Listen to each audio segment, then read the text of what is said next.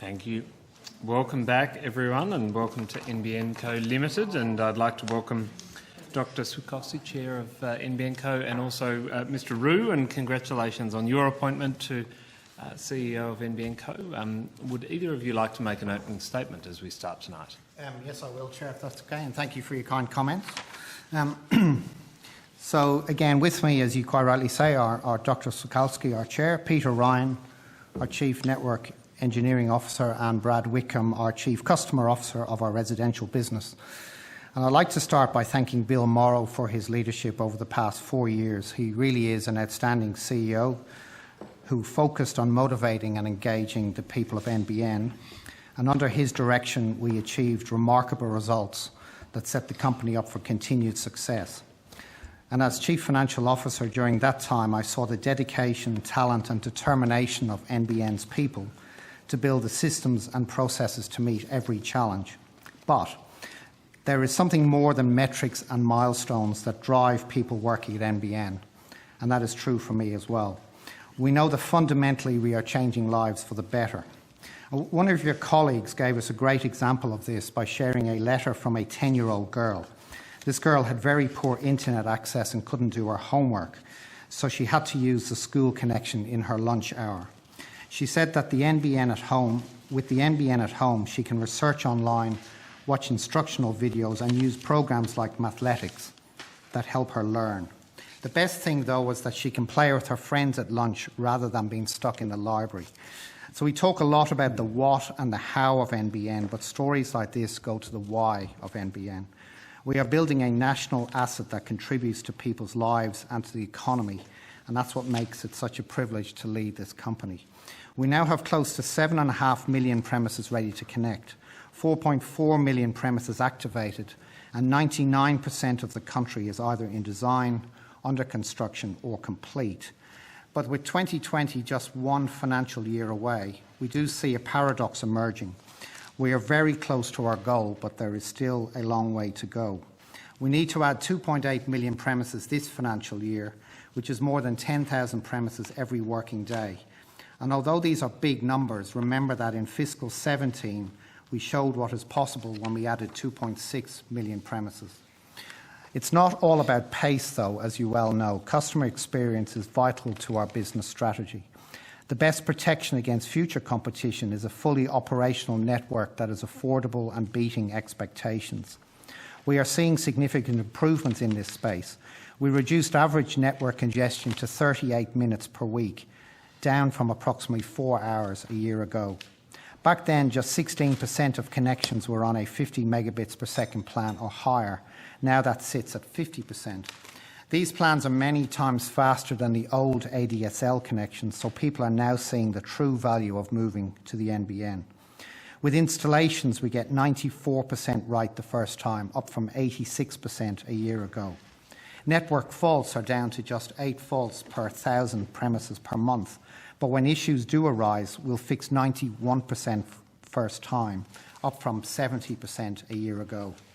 The time it takes to provide that fix has fallen by 65% from 105 hours last October to 37 hours. This focus on customer experience comes at a cost, and this is reflected in our corporate plan. I've often had to say to this committee that the answer to your questions will be in the corporate plan, particularly about the HFC pause and the pricing changes. Now that the plan is finished, I'm very happy to go into much more detail. The plan shows an increase in peak funding, taking us to the upper end of the forecast range. This is driven by a further 800 million capex for capacity upgrades for fixed wireless, 700 million due to the pricing changes, 700 million from the HFC pause, and 200 million extra capex for HFC network optimisation. The government's investment remains at 49 billion, with additional funding to be sourced from private sector debt. Because of these decisions, we've seen substantial improvements in customer experience and also a reduction in TIO complaints in the final quarter of fiscal 18, which we're seeing continue into fiscal 19. The fixed wireless spend is also in the name of customer experience, as it lifts the busy hour performance to a 6 megabits per second minimum average. This is an important investment in customer experience in the bush. And although 3/4 of regional areas are covered by fixed line technologies, around 14% do rely on our fixed wireless network. I don't want to downplay the challenges around fixed wireless. It's a great technology, but it is a victim of this success. Take-up has far exceeded the early forecasts. The demand for data is growing quickly, and the huge increase in video streaming means more simultaneous users are on this shared resource. There is a multi-pronged strategy to address this, involving physical infrastructure upgrades, software enhancements, and we are consulting on changes to our products. The extra money for fixed wireless, all the pricing changes and the HFC pause all have the same aim: to make the NBN experience the best it possibly can be. The little girl's story I mentioned is just one person's experience of NBN. When you multiply these stories across communities, society and the economy, you see the real value of the NBN.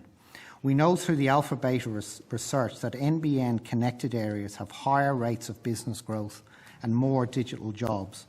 The proportion of self-employed women is 20 times higher in these areas. That research estimates NBN will drive an additional $10.4 billion in economic activity annually by fiscal 21, with the estimated business growth creating 31,000 new jobs by the end of the rollout. The old conversations about the NBN are, I believe, growing less and less relevant. The NBN is here. Its users number in the many millions. It is making a difference in people's lives, and the finish line is close. The conversations I look forward to are about how the NBN can best contribute to the economy, foster innovation, and ensure all Australians have more opportunity well beyond 2020. So with that, we are very pleased to take your questions, Chair. Thank you very much, Mr Roux, for that opening statement, and I will go to Senator Urquhart. Thank you very much.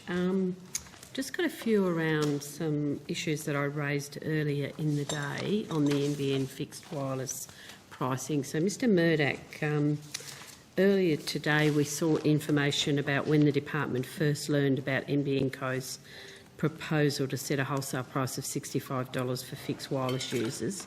Do you now have advice on that matter? I don't as yet, I'm sorry. We'll keep pursuing that. I'll check while we're progressing with these questions. Okay.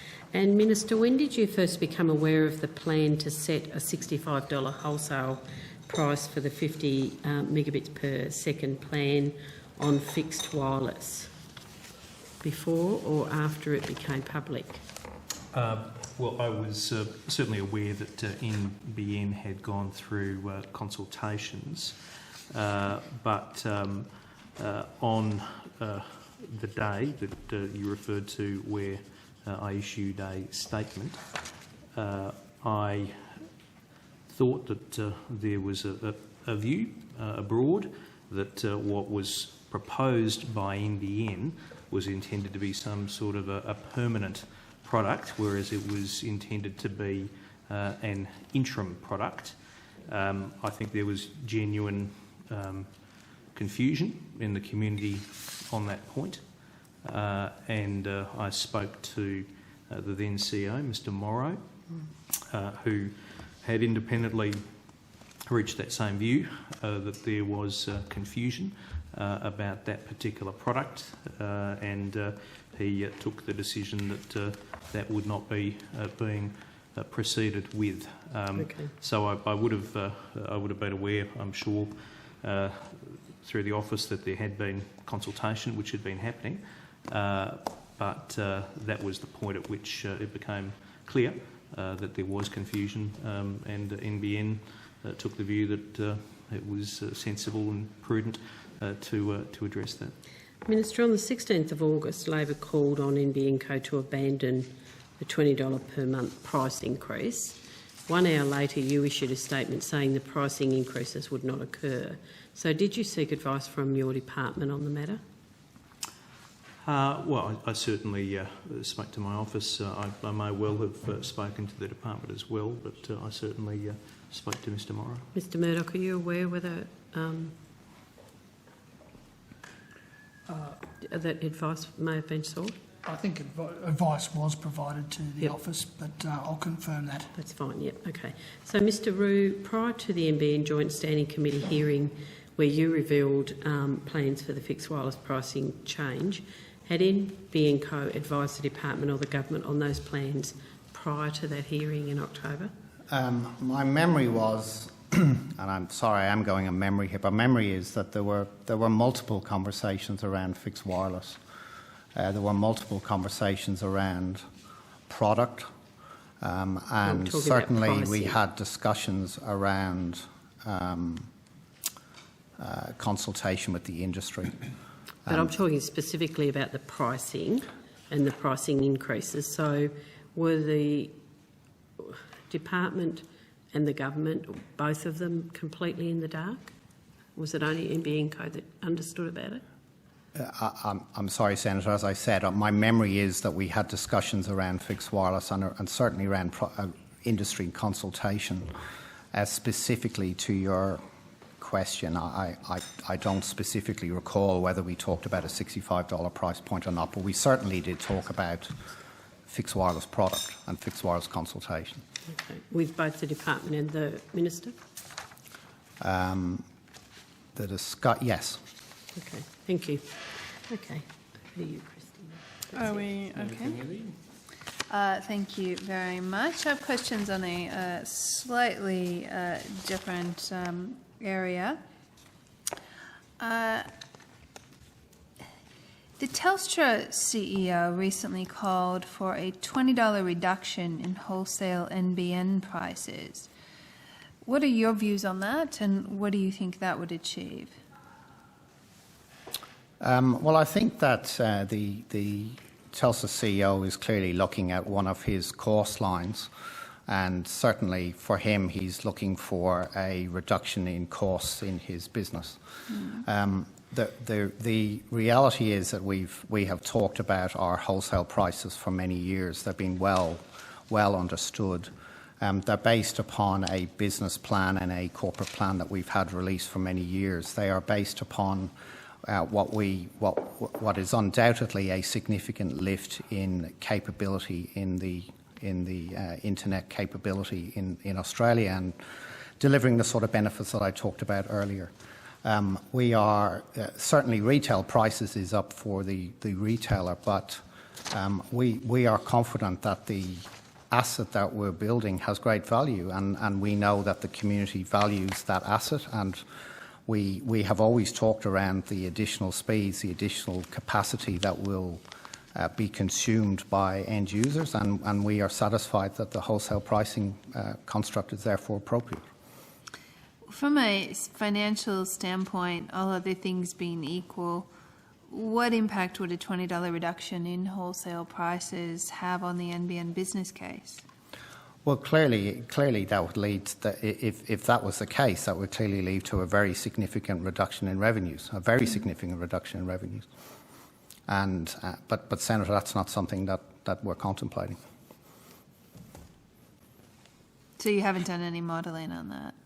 Well, I can tell you that at a 20% reduction in revenues, if you think about we're going to have 8 million customers on our network, you can see the sort of quantums that you're talking about. You can do the maths, but Senator, that's not, as I said, we have a corporate plan that we've put out there that has a current pricing that leads through a series of mechanisms to ARPUs of $44, and we see that those ARPUs growing, Senator. I understand that. I don't ask these questions to be difficult. It's just that the Telstra CEO is not some random person. It's someone who has reason to be somewhat informed and is contributed publicly to the conversation. So I'm just trying to understand what an impact of that suggestion would be on the business case, and understand if you have actually could give us some sense of a scenario or modelling, or that it makes the NBN completely unviable. I mean, what is the... Well, as I said, it would lead to a very, very dramatic reduction of revenues. But again, if the Telstra CEO is clearly concerned around costs, and so it will be natural for him to make a call for a reduction in costs. That's the sort of thing you would expect. But our business plan is built upon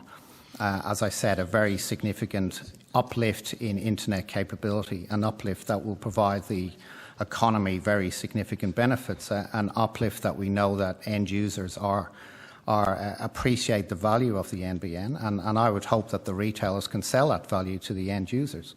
The business case of NBN is one that is set up such that it gives a very low return on investment to the government, but provides cash flows that enables our business to be viable, but also enables us to provide those services we talked about. It's always been a user pay model. The consumers pay for the benefits that they get rather than the taxpayers, and that's the way the NBN model has been set up. Well, what threshold level of average revenue per user does NBN Co. require to be cash flow positive after operating expenses, infrastructure payments, and interest payments are taken into account? Well, you can see from our it depends what year you're talking about, Senator Keneally, but if you look at our if you look at our corporate plan in the that we've released, you can see the various years of all those revenues and expenses that you talked about. Our corporate plan sees our average revenue per user growing from $44 to $51 and provides those cash flows that you can see in the corporate plan. If you like, I can pull out the page for you and talk you through the page. Just if you can remind me, when is NBN Co. cash flow positive? Was it 20? It's 2022, Senator, I believe. 2020. It's I thought 2022. it was 2021, but I take your word, Mr. It's very early in However 2022, Senator. Okay. Let me point you to page 56 of the corporate plan. On page 56 of the corporate plan, the cash flow is positive in that year. And so in that year, what is the threshold level of average revenue per user? So in fiscal 22, we have an average revenue per user of $51, and that provides, with the number of users we have on the network and some other small revenue streams, that provides revenue of $5.6 billion. Okay. I'll leave it there. So what would... this may be a question you're not able to answer, given our previous conversation about a 20% reduction in wholesale prices, but what would the NBN be worth if wholesale prices were reduced by $20 per month? Well, Sandra, it's a firstly, I'm speculating on the value of NBN. It's not something that We'll get to that. I'm going to do. But as I said earlier, if there is a significant reductions in revenues, what that does is shift the onus of NBN from the consumers onto the taxpayer. The corporate plan is not built that way. It's not the current plans of management, and as you know, we are very comfortable around the growth in data, the growth in speeds, and indeed the growth of our business revenues, that we will see the sort of revenue streams that we have in that corporate plan. The recent wholesale pricing discounts have encouraged the take-up of the 50 Mbps speed tier. If NBN had to respond to price competition in terms of entry-level offerings, how would it respond given the majority of its customers will be concentrated in a given speed tier? Well, I mean, Mr. Wickham can talk to this, but we've just introduced a new entry-level bundle, actually, an entry-level price for people. It's primarily aimed at voice-only customers and those who require a very small amount of internet browsing, if you will. The 50/20 product is something that we've been absolutely thrilled with the take-up on. We're seeing around about half of our base is on 50 megabits per second or 100 megabits per second, which is providing those benefits that we've been building, and we're very pleased with. But the entry-level bundle we have introduced for, as I said, for low-end users that you're talking about. Okay. Now, over the weekend, Alan Kohler produced, the author, media commentator, produced a back-of-the-envelope calculation which suggested the multi-technology mix could be worth $13 billion, meaning the equity actually had a negative value once the debt was taken into account. What are your views on that? Have you seen that analysis, and what are your views on it? I did see that analysis in the paper from Alan Kohler. I think that there are many people who like to speculate about the value of NBN. What we need to do is continue to build NBN. We need to finish the build by 2020. We need to see how technology evolves. We need to see how the benefits that we're providing to the economy continues on. The value of NBN will be determined one day if and when the government chooses to monetise the value of NBN. Speculating on it is interesting but doesn't actually provide any help to you. Thank you. Mr. Switkowski, if I could ask you a few questions. The current government policy is that the NBN will be privatised at some point. Is that your understanding? That is my understanding. And Mr. Switkowski, who do you think would buy the multi-technology mix? Who are likely purchasers? Could I introduce my answer by first saying I don't think modelling scenarios for privatisation of NBN at this point is overly helpful and really should be delayed until we get much closer to the completion of the network. But in the spirit of your question, here are some options. Firstly, the network in its entirety may not be just the only thing that you do when you privatise it. You may segment it differently. You may consider, I'm not recommending any of these, Sure, I understand. but you may try to separate out the fixed wireless and satellite business. You might geographically divide it, because it's going to be whatever number you think it's worth at the point of privatisation, and I'm at the high end relative to some of these other numbers. It's going to be a big exercise and a large amount of money. So you'll find analysts speculating on different combinations. And then it's a question of what combination you go forward with, over what time, and who might be the obvious buyers. And there's perhaps a fair number. Some, for example, would say that NBN represents the perfect profile for long-term investors that want to have an assured annuity stream, superannuation funds. Others will say no, well, there's parts of NBN that can be merged sensibly with an existing telecom company. So you can have a look at all the telecom companies. There might be some private equity buyers that will have a look at parts of it and find it attractive. So I think there are options. I do think that the discussion should await the completion of the network build. And if I were asked, which is probably improbable, I think it'll happen later rather than earlier. You think that the privatisation process will happen later rather than earlier. So in that vein, Dr. Switkowski, what discussions have you had with the government about ownership in the context of the 2019 corporate plan? None, really. And do you have any views on a merger between NBN Co and InfraCo?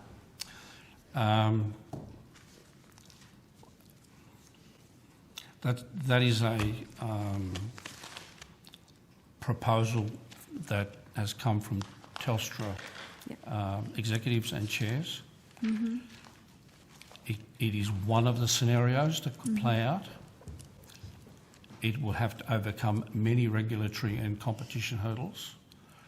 And again, it's too early to start dissecting it. Is one of those, and I understand your comment there that it's too early to start dissecting it, but is one of those hurdles that Telstra is the owner of InfraCo and would have to essentially separate that company? In fact, haven't they set it up so that they could divorce from it? I imagine the regulator would have, well, I think the regulators come out and said they couldn't see it happening with Telstra as an equity holder in the entity that was produced. So I think the direction of your thinking is right. But there are many, many issues beyond that, I think, before the merger of InfraCo with NBN would make any progress. I might follow that up on notice given the hour, but thank you for that. Mr. Switkowski, or Dr. Switkowski, you mentioned there that there are others who have a less bullish view about the assumptions in the NBN corporate plan. Can you cite analysts or others outside NBN Co. who have confidence in the assumptions which underpin the NBN corporate plan? Well, I think what I said was that I'm at the bullish end of the spectrum of judgments about the outlook for NBN and its value. But of course, any modelling of that is based upon a range of assumptions, quite a lot of assumptions. I think Alan Kohler, that you quoted, has made a number of assumptions which were almost always going to lead to a low value for NBN. Assumptions around what the wholesale price might be, something you've already raised, the impact of competition such as 5G, what the appetite of the household is going to be in the 2020s for fixed line broadband connectivity, the Internet of Things, those sorts of things. So you can have a variety of judgments around that in this field. Trying to anticipate the environment 5 years out is probably reckless. So yes, you will find people who will come up with lower numbers by taking our forward 4-year plan numbers and multiplying them simply by some multiple that they think is appropriate and getting a particular number. However, the valuation is much more complicated than that, and in other fields we've been regularly surprised by how much value is associated with a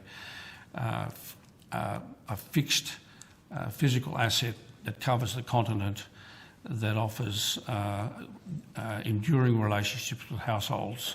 Can you give us an example of what you're thinking about there? Sorry? Can you give us an example of what you're thinking about there? I think most of the infrastructure assets around roads, tunnels, rail, etc., end up with equity investors and superannuation funds paying a great deal of money, but it depends upon the conditions under which the privatisation occurs and what assurances, for example, the owner, in this case the Commonwealth, would make about pricing and universal service obligations and those sorts. It has many dimensions to it. Okay. So you seem to be asserting that there are plausible scenarios where the NBN achieves a market sale price of $51 billion.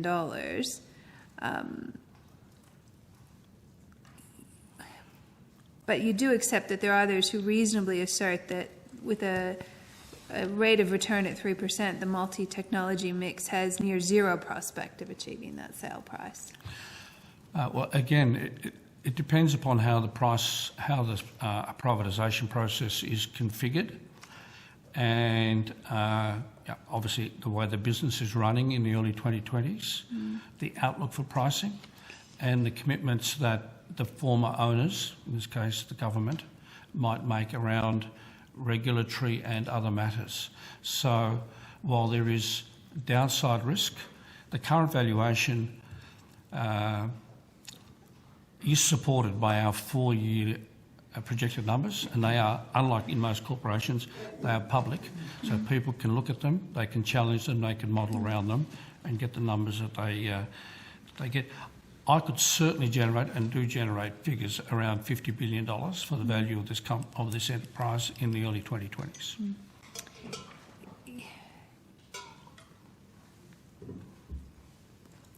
Do you, though, you certainly cannot rule out a write-down, though, in the future? Well, I think I can.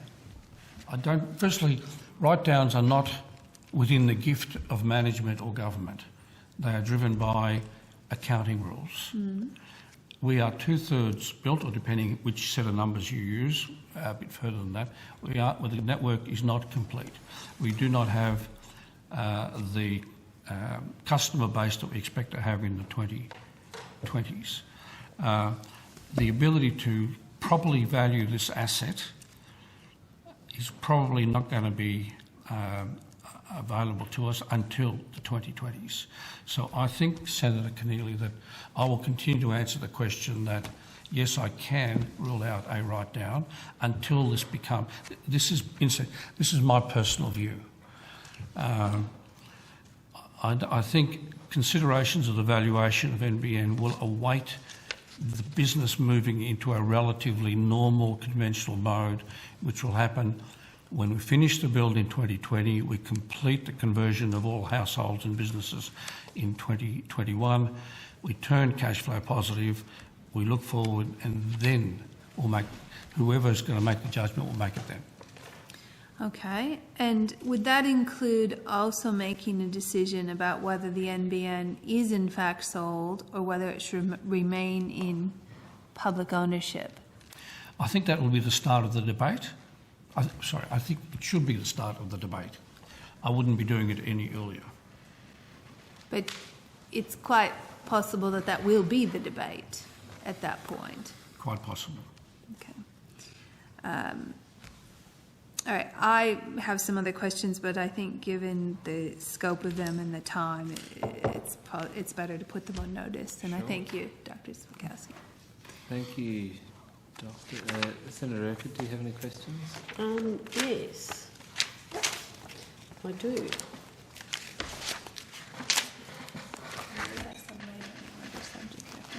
Oh, sure. See how we go. Okay, so I just want to run through an NBN issue which has come to my attention, and I understand that in seeking to install an NBN service in Baldwin in Victoria, the following events transpired. I'm not sure whether maybe Mr Ryan might be aware of this, or Mr Rue, I'm not sure, but I'll... Senator, was that in Baldwin? Baldwin, yep, Balwyn. Yep, you know where that is, Senator Fifield? Yep, great.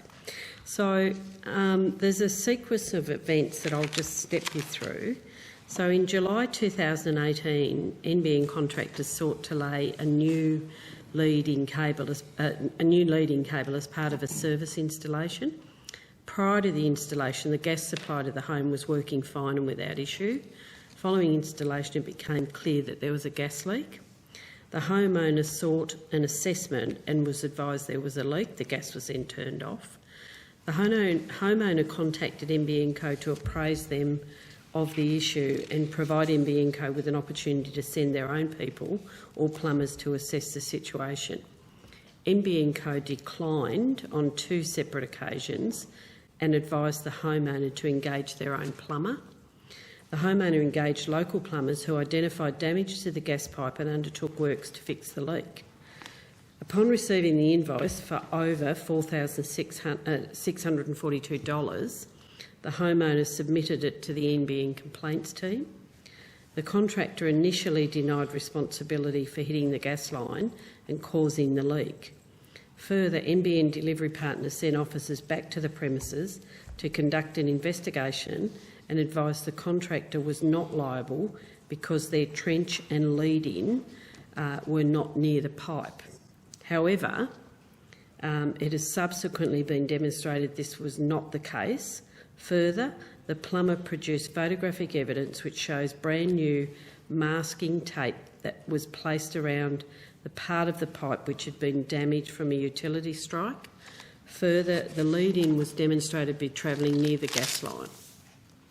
The matter was then escalated at the homeowner's request to an NBN case manager, who advised that he could see what had happened and that the contractors need to be held to account and that he expected a satisfactory resolution for this person by the following Wednesday, and that was the 25th of July. The story then switched to they might have hit the pipe, but it was already old and damaged, and that is why they are not liable. So to this day, NBN Co and its contractors refuse to accept the responsibility for what's happened. So, Mr Rue, can you tell me how could NBN Co contractors turn up, hit a gas pipe, try and duct tape it and not tell the homeowner, then deny they hit the pipe, only to then concede they hit it after photographic evidence is produced, but then argue that they're not liable because the pipe was old. The point is the pipe is broken because the contractors hit it. So there's a $4,600 bill, and NBN Co on 2 separate occasions declined having their own people assess the problem before plumbers had to be engaged. Someone has to be accountable in the face of the evidence. So where does the buck actually stop? Yeah, Senator, I'm not personally aware of this matter, but I do thank you for raising it. But I think, Mr Ryan, you're aware of this. So can I ask Peter, can you... Well, so we'll have to take the specifics Yep. to investigate those, but if I can talk in the generalities. The striking of underground services, whilst regrettable, is not unusual. The key issue is the NBN response in that situation. We have recently, because we do take this very seriously. Any instance of property damage, especially ones that involve health and safety issues, which obviously, if you're striking gas is a health and safety issue. So we've recently, as in I think it was July this year, introduced new processes such that... So, sorry, in July? Yeah, so we introduced... So that wasn't coincidentally as a result of this? No. Because this was in July? That's right, circumstantial, that they okay. coincide. But the processes we have now in place is if we receive a complaint directly or indirectly that relates to property damage, then NBN will immediately engage an independent assessor and third party to not only visit the site within very tight timeframes, within 48 hours, but has the authority to make good the site and repair any damage to the satisfaction of the homeowner, in which case we'll then take that issue away and then seek to understand how we recover any compensation.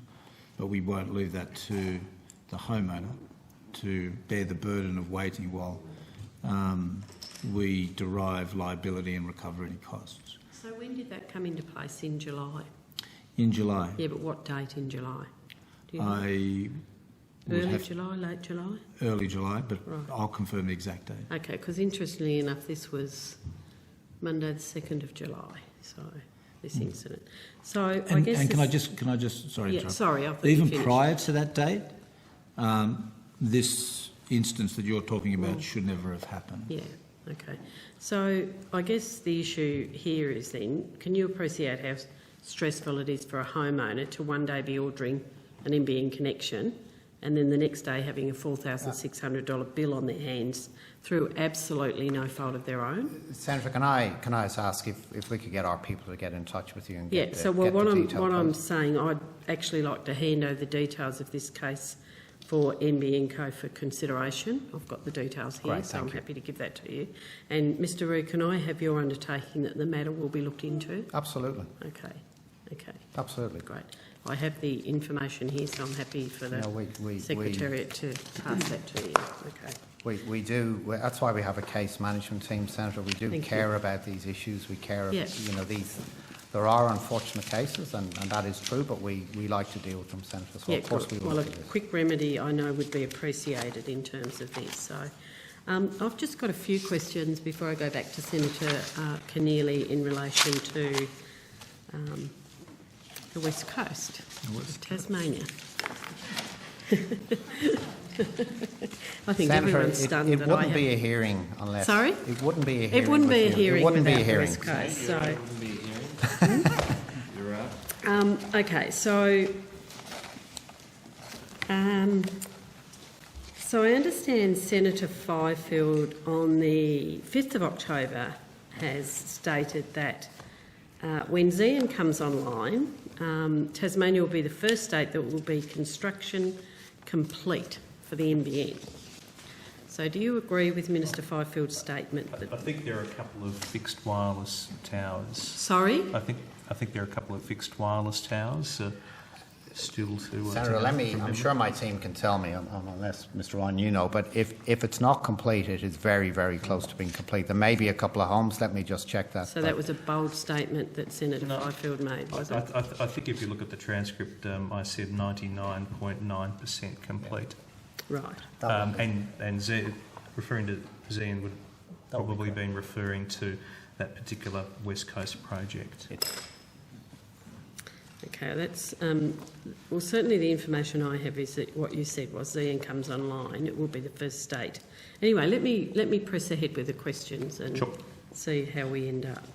So, first of all, Mr. Roux, do you agree that with Minister Fifield's statement that once the township of Zian comes online in Tasmania, that Tassie will be the first state that will be construction complete for the NBN? Yes, Senator. Right. So when is Zian due to come online? If I may help there, Stephen. Yeah. Thank you. I believe late November is our current targeted date. 23rd of November, I believe. 23rd? I might hold you to that, Mr. Roux. Okay. So, Mark it on the calendar, Senator. sorry? You'll have it on the calendar. I will have it on every calendar, absolutely. What information did NBN Co provide to the Minister so he could actually make that statement? I think it's well understood that Tasmania. I personally, I don't know the answer to that, but I certainly know that Tasmania has long been touted as to be the first state that to be complete, and the West Coast was the end of the puzzle, and I think that's commonly known. Okay. So, are you aware in the township of Latrobe, which is a population of just over 4,000 people, parts of Percival Street, Benny Street, Bradshaw Street, Raby Street, Gerrand Street, Laura Street, Fenton Street, Alberta Street and Cotton Street are not connected? No, I'm not, Senator, but I'll take your word for it. Can you tell me when those streets are going to be connected? Let us see if we can get an answer before 11 o'clock, but if not, we'll take that on notice. Okay, thank you. And are you aware in the township of Leith there are also households on Beach Road that are still waiting to be connected? Again, let us take that on notice. We'll get back to you. Okay. So it was a pretty bold statement to say that it's the last town, isn't it? Well, I think, Senator, there are always going to be one or two or several premises that are what we call complex premises, but I understand that, Mr. there is no Rubin, doubt you that don't make the statement about it's all completed, do you? Well, what the definition of that is that all bar a couple of homes or all bar a couple of very small areas. That there's no doubt that we have had construction in all areas, and there may Some be of those streets are pretty big in Latrobe. Well, let me take that on notice, and we'll come back to you on the completion. So can you explain why the NBN maps show in purple areas are connected, but when you type in specific addresses like, say, Beach Road at Leith, it says the connection is estimated to take between 6 and 12 months? Mr. Ryan? Specifically on that street, I couldn't. No, but I think in the generality, if you go onto the website, it will. The website is generated at a SAM level, so at an aggregation of several thousand premises, to give an indication when the area is likely to change status from construction or planned, etc. Specific addresses are always subject to the specifics of that particular area. So there will always be, even after we launch it, which always goes back to the same general conversation, which is if we get 90% of the area ready to connect and sell, then we'll let that area, the whole area go, knowing that the last 10% takes a bit longer, so there'll be those areas. So you colour in the map and it actually doesn't matter if a whole street's not done? Well, because if the maps are generated well in advance of the final detailed design and the final part of the construction. It's only really you get deeper and deeper into that stage that you're able to identify specifically one home or collection of homes, the exact amount of time it takes to connect them. So by virtue of trying to give as much forward warning as we can through the websites, we therefore communicate in a more broad sense, knowing that the specifics that may generate through the detailed construction design will always lead to potentially a very small handful of sites not landing on that date. So just in relation to the statement of the Minister saying that Tasmania will be the first state that will be construction complete, did NBN Co give the Minister the wrong information? Well, I think the definition, as I said earlier, Sam, so the definition of construction complete is what Mr. Ryan just explained, and what I said was that construction was in each areas. Sorry, I've now got the transcript of what I said, Senator, and let me read it. It's always best to read a complete transcript. I said, the great news is that for Tasmania, the project is 99.7% complete. When Xian is online, Tassie will just about be done. So Just about be that's done. that's what I said. So your quote of mine is not correct. I said Tassie 99.7% done, and when Xian comes along, Tassie will be just about be done. That's not saying complete. And I then went on to say that Tasmania will be the first state that will be construction complete for the NBN, and that is a statement of fact. Tasmania will be the first state that is construction complete. Okay, but it's not construction complete. And I didn't say that NBN was available to all Tassie. I said the project is 99.7% complete in Tasmania, and when Xian and Tassie goes online, Tassie will just about be done. Just about be done. So it's always best to... Thank you for that clarification, Minister. So can you tell me, Minister Fifield, how many premises in Tasmania will be fibre to the curb? Well, Senator, you know the answer to that. It's a function of the fact that Tasmania is just about done, and that Tasmania was front-end loaded in construction compared to the rest of the nation. Yeah, but I'm asking you how many will be fibre to the curb. That when fibre to the curb became available as a product, Tasmania was in design. But how many will be fibre to the curb? Senator, you know the answer to that. Is that correct? None. For the reasons that I've stated, that it's a function of the fact that Tasmania was essentially at the front of the rest of the nation. Except the West Coast wasn't at the time when fibre to the curb was there, and we actually asked for that to be done. That's all I have. Thank you.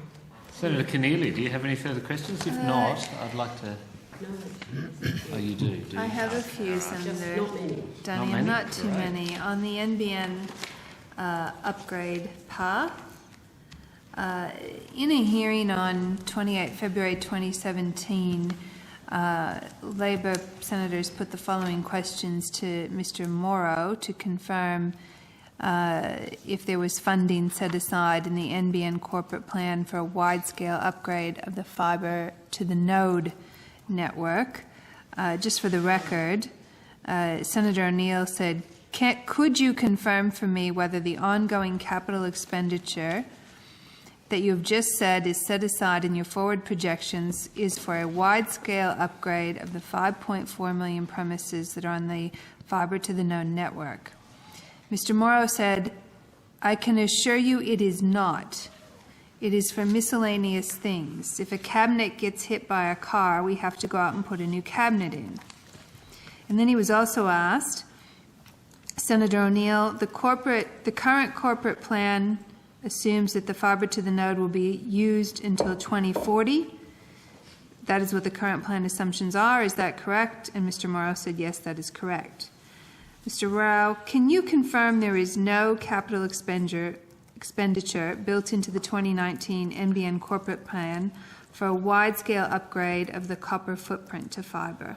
Yeah, let me answer the question this way. The way that you produce four-year plans is based upon what you know today and what you have today. So we have in the corporate plan, as you can see, a completion of the build under the technology mix that we outline also in the plan, which completes the build by June 2020. And as you can see, that the following 2 years effectively completes the activation or completes the 18-month period of disconnect and people coming onto the network. And that generates a steady revenue stream, a steady cash flow stream, and a capital expenditure stream that relates to the assets that you have at June 2020.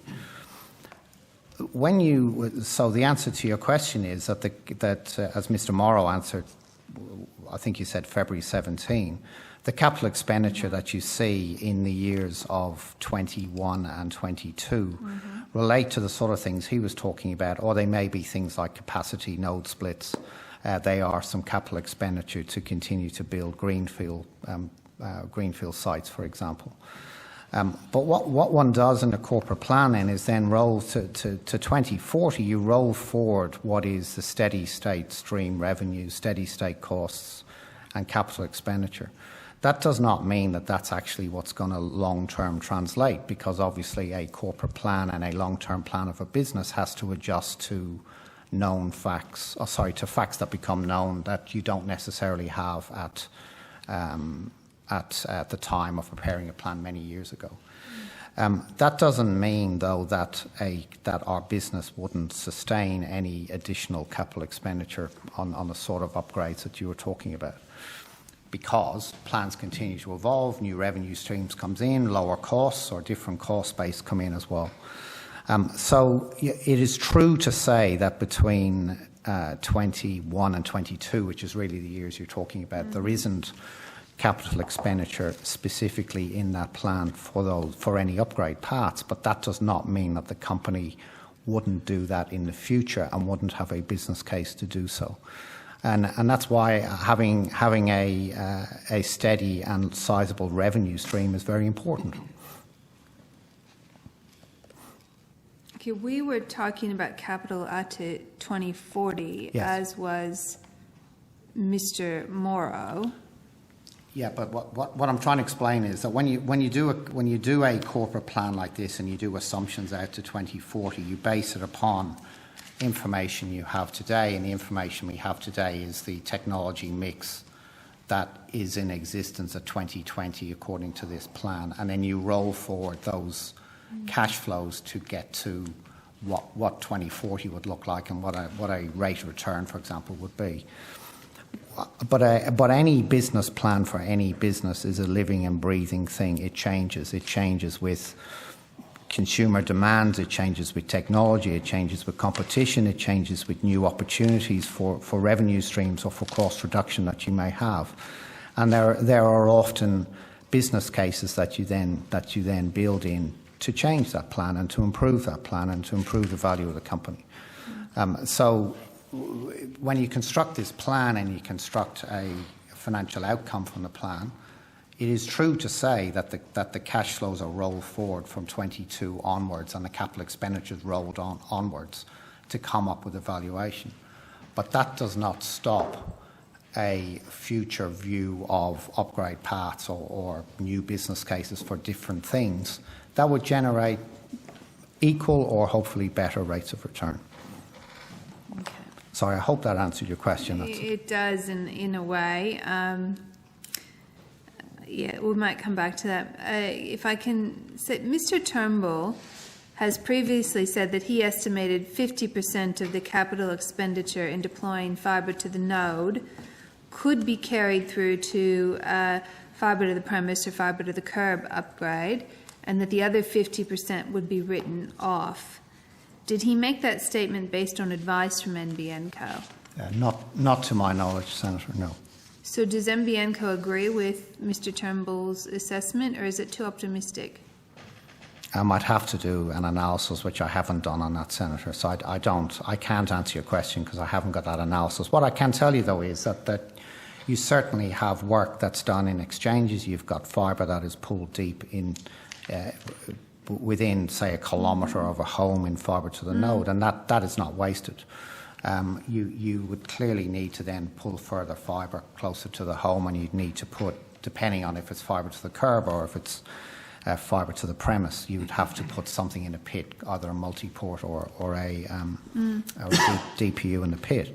So there is capital expenditure that you would absolutely reuse. But there is capital expenditure, like, for example, a DSLAM that you have in the node that wouldn't be used in a fibre to the curb or in fibre to the premise. So there certainly is a mix between what you would use and what you would not use. What the specific split is, I can't tell you, and certainly not something that, to the best of my knowledge, we provided any information to Mr. Turnbull on. Do you know, Mr. Murdoch? Did Mr. Turnbull make that statement based on advice from the department? Senator Keneally, when was that statement? I will. I had it in my pack upstairs, and I apologise, Minister Fifield. I forgot. I left it on my desk. I will endeavour to get it, and perhaps, in the interest of time and hour, I will put it on notice to Mr. Murdoch. And I must say, Senator Keneally, I'd never heard that before. Okay. So, Similarly, that's first I've heard that comment. Okay. Well, that's helpful in and of itself. We will provide you some questions on notice. Now,